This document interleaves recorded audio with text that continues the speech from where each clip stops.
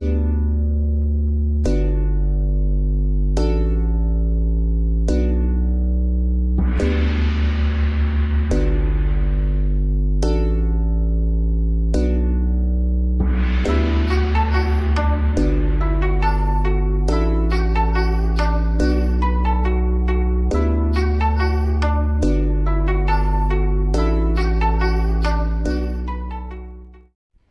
morning, students.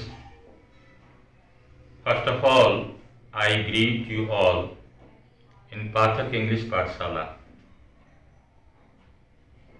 सबसे पहले मैं आप सभी व्यूअर्स का अभिनंदन करता हूं पाठक इंग्लिश पाठशाला में। और आज हम लोग सीखेंगे इंट्रोडक्शन ऑफ वॉइस का पार्ट 6 से।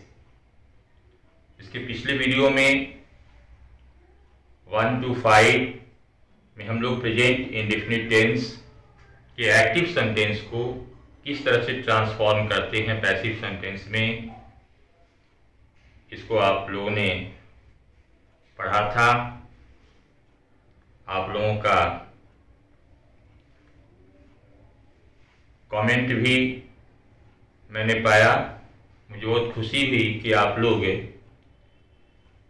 सीखने में इंटरेस्ट ले रहे हैं और उस क्रम को बढ़ाते हुए आज हम लोग सीखेंगे प्रेजेंट इम्परफेक्ट टेंस के एक्टिव सेंटेंस को किस तरह से पैसिव सेंटेंस में परिवर्तित किया जाता है। जो लोग इस वीडियो को नया देख रहे हैं, इस चैनल को सब्सक्राइब करेंगे, लाइक करेंगे और अपने फ्रेंड को शेयर भी करेंगे। तो देर न करते हुए सबसे पहले व्हाइट बोर्ड पर देखते हैं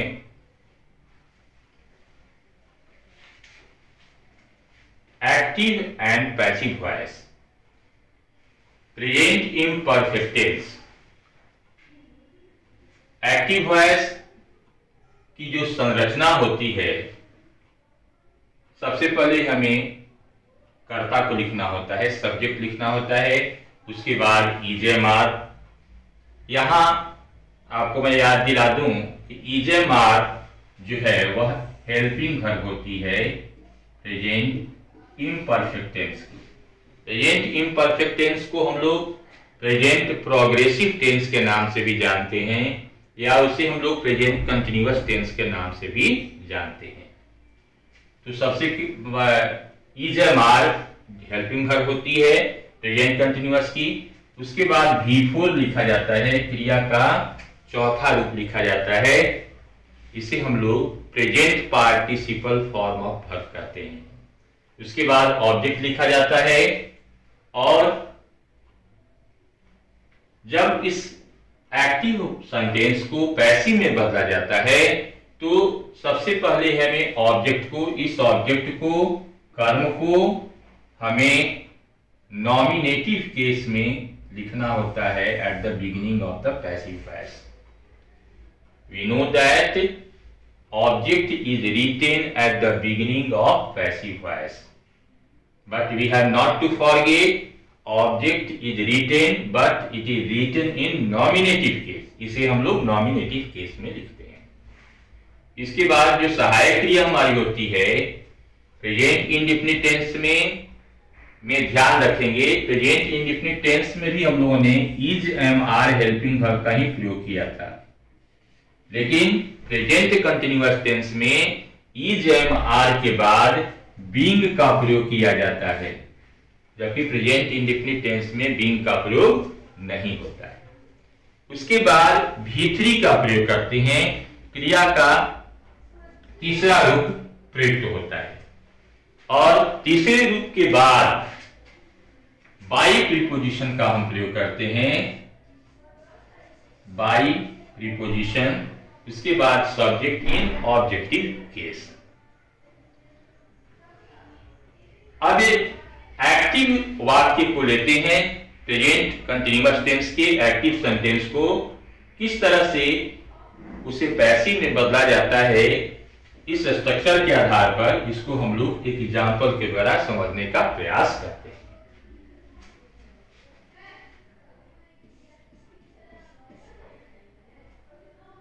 I am calling him. I am calling him. मैं उसे बुला रहा हूं। जब इसे हम लोग पैसिव वाक्य में बदलते हैं, पैसिव वॉइस बनाते हैं, तो सबसे पहले हिम को हमें चेंज करना होता है। हिम का नॉमिनेटिव केस होता है ही, यानी सबसे पहले हमें ही लिखना होगा। ही के बाद हमारी जो सहायक क्रिया होती है इज है मार, तो ही के साथ हम क्रिया इज लगाते हैं, ही इज। इसके बाद बीइंग का प्रयोग करेंगे, ही इज बीइंग। इसके बाद कॉलिंग का V3 होता है कॉल्ड, कॉल्ड, यहां कॉल्ड होगा। इसके बाद बाई लगाएंगे और आई का ऑब्जेक्टिव केस होता है me. I am calling him. इसका जो पैसिव वाक्य बनेगा, पैसिव वॉइस में वाक्य इस तरह से ट्रांसफॉर्म होगा, he is being called by me. अब यहां बात ध्यान रखनी है आपको कि कॉल्ड जो है वह V3 है, और हर टेंस में पैसिव वॉइस में V3 का ही हम प्रयोग करते हैं। प्रेजेंट टेंस में भी हमने समझा था, यानी जब प्रेजेंट कंटीन्यूअस में लिखेंगे तो प्रेजेंट कंटीन्यूअस टेंस में भी पैसिव वॉइस में मुख्य क्रिया जो होगी वह V3 ही होगी, पास्ट पार्टिसिपल फॉर्म ही होगी। अब एक बात और हमें ध्यान रखनी है, जैसा कि मैंने पिछले वीडियो में भी आपको बताया था कि वॉइस जो है, वाक्य जो परिवर्तित किया जाता है, एक्टिव वाक्य और पैसिव वाक्य में, एक्टिव वाक्य में जो मेन वर्ब होती है उसे ट्रांजिटिव होना चाहिए, उसे सकर्मक क्रिया होनी चाहिए। यहां पर कॉलिंग जो है वह ट्रांजिटिव वर्ब है। अगर ट्रांजिटिव वर्ब का प्रयोग नहीं होगा वाक्य में, अगर इनट्रांजिटिव वर्ब का प्रयोग होगा, तो ऐसे वाक्य का हम परिवर्तन पैसिव वॉइस में नहीं करेंगे। No object means no passive voice. अगर ऑब्जेक्ट नहीं है तो समझिए कि उसमें पैसिव वॉइस नहीं होगा। जैसे एक उदाहरण के द्वारा उसे समझते हैं, जैसे मान लीजिए she is going, she is going there, she is going there, वह वहां जा रही है।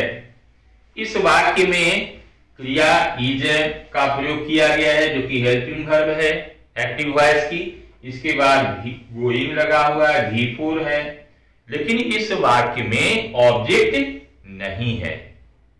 ऑब्जेक्ट को पहचानने के लिए सबसे आसान सा तरीका यह है कि अगर मुख्य क्रिया के पहले क्या लगाकर प्रश्न करते हैं या किसे लगाकर प्रश्न करते हैं, अगर उसका जवाब मिल जाता है तो उस क्रिया का वह ऑब्जेक्ट होता है। तो यहां पर शी इज गोइंग देयर कहने से वह क्या जा रहा है, यह उत्तर सही नहीं है, इसका उत्तर सही नहीं मिल पा रहा। लेकिन यहां पर ही, आई एम कॉलिंग हिम, मैं उसे बुला रहा हूं। किसे बुला रहा हूं? मैं उसे बुला रहा हूं, यानी क्या और किसे।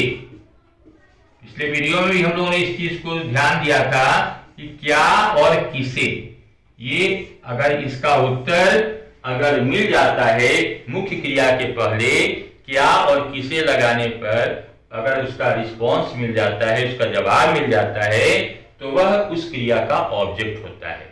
और जहां जवाब नहीं मिलता है उस क्रिया का ऑब्जेक्ट नहीं होता है, और वैसे वाक्यों को हम लोग पैसिव वॉइस में परिवर्तित नहीं करते हैं। तो इस तरह से हम लोगों ने आज समझा कि प्रेजेंट कंटीन्यूअस टेंस में जो एक्टिव वाक्य होगा उसको हम लोग किस तरह से पैसिव वाक्य में बदलाव करते हैं। अब इसके बाद अफर्मेटिव सेंटेंस के बाद हम निगेटिव सेंटेंस का वाक्य किस तरह से परिवर्तित करते हैं इसको हम लोग समझेंगे। तो आप ध्यान से पूरे वीडियो को देखेंगे और उसके बाद अपने मंतव्य अवश्य देंगे। तो देर न करते हुए चलते हैं व्हाइट बोर्ड पर और देखते हैं नेगेटिव सेंटेंस के वाक्यों को।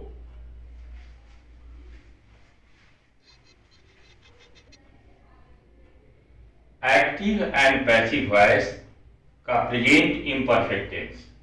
इसमें निगेटिव सेंटेंस में जब वाक्य लिखना होता है तो एक्टिव वाक्य में सबसे पहले हमें सब्जेक्ट को लिखना होता है, इसके बाद इज एम आर जो कि सहायक क्रिया होती है, उसके बाद नॉट, इसके बाद V4, इसके बाद ऑब्जेक्ट होता है। और जब इसी वाक्य को एक्टिव सेंटेंस के वाक्यों को जब पैसिव वाक्य में बदलना होता है, चेंज करना होता है, ट्रांसफॉर्म करना होता है, तो सबसे पहले हमें ऑब्जेक्ट को नॉमिनेटिव केस में लिखा जाता है। हम लोग नॉमिनेटिव केस और ऑब्जेक्टिव केस के बारे में पिछले वीडियो में भी समझ चुके हैं। नॉमिनेटिव केस जिसे हम लोग कर्ता कारक कहते हैं और ऑब्जेक्टिव केस जिसे हम लोग कर्म कारक कहते हैं। कर्ता कारक और कर्म कारक होता है। आई जो होता है नॉमिनेटिव केस में होता है और आई का ऑब्जेक्टिव केस होता है मी। वी इसका होता है अस। यू का ऑब्जेक्टिव केस होता है यू।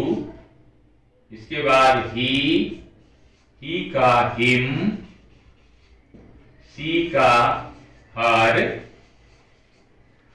इट का इट ही होता है और दे का देम होता है। एक बार फिर से व्हाइट बोर्ड पर ध्यान से देखेंगे नॉमिनेटिव केस और ऑब्जेक्टिव केस, ये दो महत्वपूर्ण हैं किसी भी टेंस के वॉइस को, एक्टिव सेंटेंस को पैसिव वॉइस में बदलने के लिए हमें दो बातों पर ध्यान रखना है।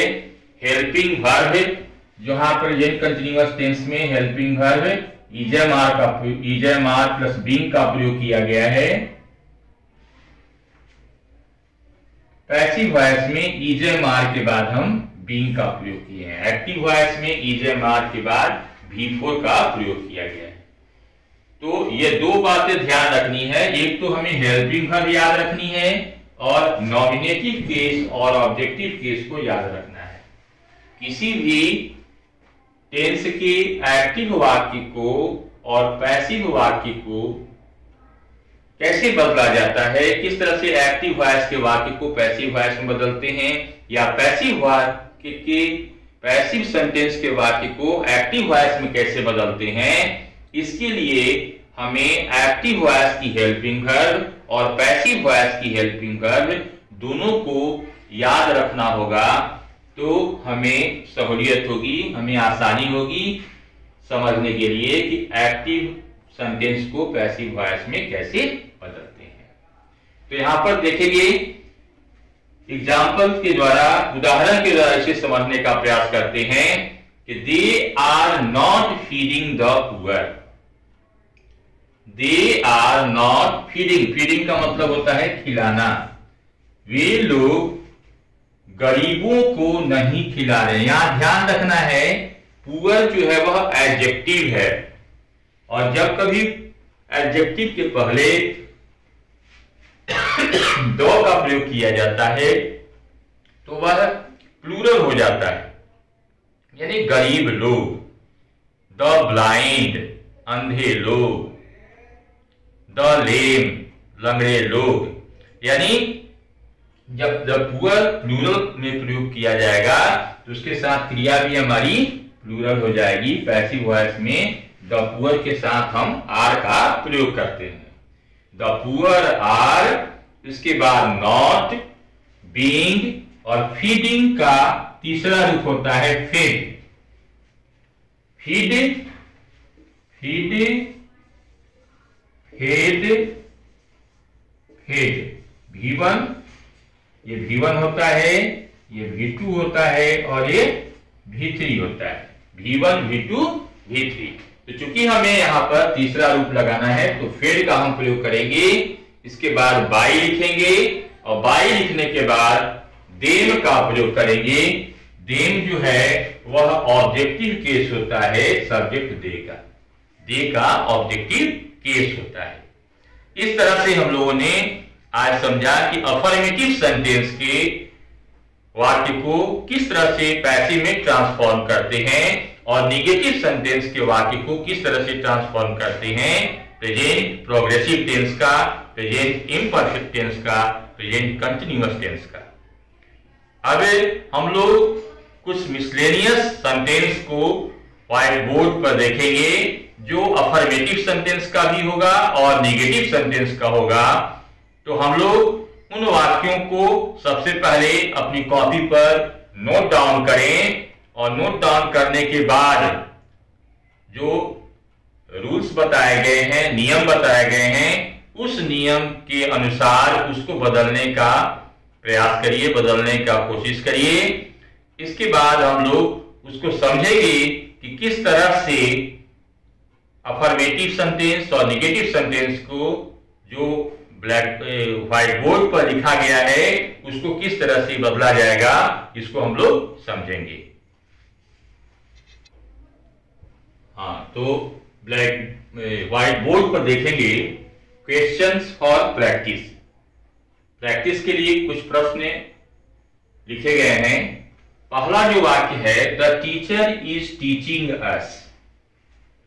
शिक्षक जो है हम लोगों को पढ़ा रहे हैं। अब इसको जब पैसिव वाक्य में बदलेंगे तो सबसे पहले हमें लिखना होगा अस को नॉमिनेटिव केस में। अस जो है वह ऑब्जेक्ट है, अस का जो नॉमिनेटिव केस होता है वी, तो वी लिखेंगे। वी के अनुसार क्रिया हमारी हो गई वी आर, इसके बाद बीइंग, इसके बाद टीचिंग का V3 होता है टॉट,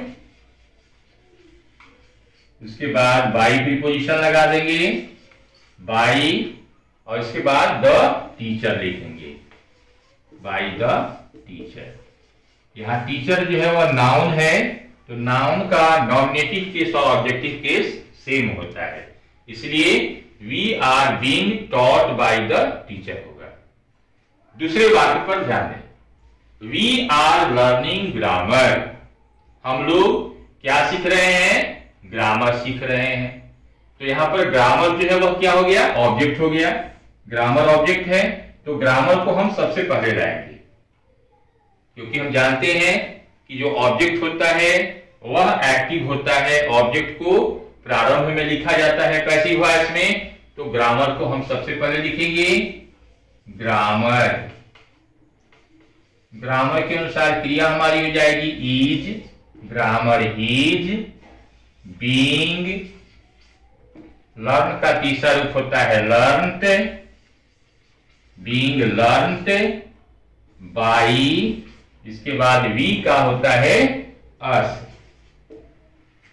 एक बार ध्यान से देखेंगे, वी आर लर्निंग ग्रामर, तो हम लोगों ने सबसे पहले क्या लिखा, ग्रामर को लिखा। ग्रामर इसके साथ इज, ग्रामर इज बीइंग, इसके बाद लर्निंग का V3 लिखेंगे लर्नड, बाई, बाई प्रीपोजिशन है और वी का ऑब्जेक्टिव केस अस होता है। तो इस तरह से इसका पैसिव वाक्य बनेगा, grammar is being learned by us. अब तीसरे वाक्य पर ध्यान दीजिए। जो थर्ड सेंटेंस है इसमें है the cat is not catching a rat. अब पहले और दूसरे वाक्य से यह थोड़ा सा भिन्न है, क्योंकि यह नेगेटिव सेंटेंस में इसमें नॉट का प्रयोग किया है। तो हम लोगों ने कुछ देर पहले अफर्मेटिव और नेगेटिव दोनों ही वाक्य को देखा था। तो नेगेटिव में हमें करना क्या है, इसमें भी हमें अफर्मेटिव सेंटेंस की तरह ही सबसे पहले ऑब्जेक्ट को लिखना है। तो ए रैट पहले लिखा जाएगा, ए रैट, उसके बाद इज लिखा जाएगा, ए रैट इज नॉट, इसके बाद बीइंग, कैट का भीतरी होता है कॉट, CAUGHT, कॉट बाई, इसके बाद द कैट लिख देंगे, by the cat. The cat is not catching a rat is not being caught by the cat. अब चौथा वाक्य देखिए, the girls are not singing songs. यहां पर सॉन्ग्स जो है वह प्लूरल ऑब्जेक्ट है, सॉन्ग जो है वह ऑब्जेक्ट है। तो सॉन्ग्स को हम सबसे पहले लिखेंगे सॉन्ग्स, इसके साथ क्रिया हमारी हो जाएगी आर, सॉन्ग्स आर नॉट, यह भी निगेटिव सेंटेंस है तो नॉट यहां भी लगाएंगे। नॉट के बाद बीइंग लिखेंगे, सॉन्ग्स आर नॉट बीइंग, और सिंगिंग का तीसरा रूप होता है संग, SUNG, संग, सिंग, सैंग और संग। ये सिंग V1 होता है, सैंग जो है वह V2 होता है, और सैंग V3, संग V3 होता है। तो संग जो है वह V3 का प्रयोग हम यहां करेंगे, संग, इसके बाद बाई लिखेंगे, by the girls, by the girls. एक बार फिर से ध्यान से देखें, the girls are not singing songs. तो सॉन्ग्स को पहले लिखा जाएगा, songs are not being sung by the girls. अब हम पांचवें वाक्य को लेते हैं। पांचवा वाक्य हमारा है, he is calling his brother. वह अपने भाई को बुला रहा है।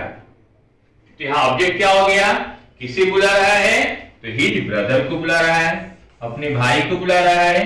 तो हिज ब्रदर जो है वह ऑब्जेक्ट होगा, हिज ब्रदर। अब यह वाक्य निगेटिव सेंटेंस का नहीं है, इसमें नॉट का प्रयोग नहीं किया गया है, यह तो इसे अफर्मेटिव सेंटेंस के रूल के अनुसार चेंज करेंगे। तो हिज ब्रदर इज, इसके बाद बीइंग लगाएंगे, इज बीइंग, इसके बाद कॉल्ड, इसके बाद बाय प्रीपोजिशन लिखेंगे, और ही का ऑब्जेक्टिव केस होता है हिम। इस तरह से इसका पैसिव वाक्य बनेगा, his brother is being called by him. और इस तरह से हम लोगों ने प्रेजेंट इम्परफेक्ट टेंस का जो अफर्मेटिव सेंटेंस है और नेगेटिव सेंटेंस है, किस तरह से इसे हम लोग बदलाव करते हैं, किस तरह से ट्रांसफॉर्म करते हैं, एक्टिव सेंटेंस को पैसिव में किस तरह से बदला जाता है, इसको हम लोगों ने अच्छी तरह से समझ लिया है। आप लोग पूरे वीडियो को ध्यान से देखेंगे, और कहीं कुछ प्रश्न है तो आप कमेंट सेक्शन में जाकर के प्रश्न पूछ सकते हैं, और कुछ प्रश्न मैं डिस्क्रिप्शन में भी दे दूंगा आपके प्रैक्टिस के लिए। आप उन प्रश्नों को बनाने का प्रयास करेंगे। थैंक्स।